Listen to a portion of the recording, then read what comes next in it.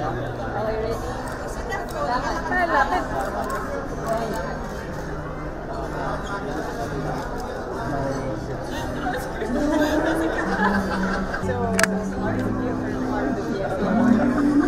It's really just such an honor to be here, especially now being with Dreamline. I'm just happy to be here and really thankful that Dreamline had the best home to me. And yeah, it's really just a testament of our hard work this year, and we're just very, very grateful. How do you feel about having Bea in the team? Syempre, sobrang happy kasi sobrang laking bagay din talaga ni Bea sa team. At sobrang laki din ng contribution niya. Okay lang. Your girls look stunning tonight. Eliza, you look stunning. Oh, thank you so much. I love the look. Hi, thank you po. Thank you. How are you doing? Good.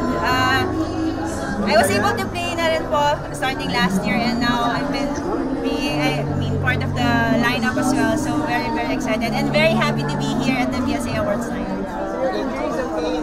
Not hurting. You're able to manage it. Well, managing it very well with my PTs and conditioning coaches po, and with the help of our coaches too. What are some of your goals this year? Oh my God!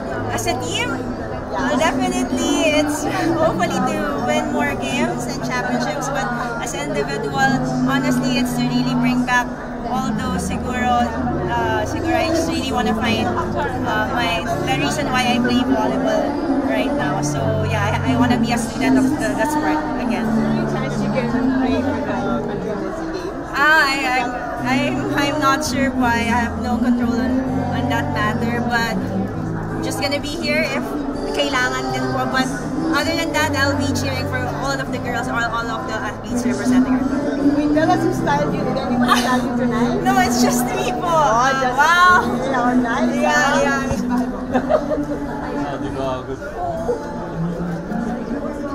PBL Grand Slam. They're now on stage. Give them a big hand. Culture is with them. Our good friends, also guests, also with them. Amazing performance for the Grand Slam winner, Dreamline. Cool Specials.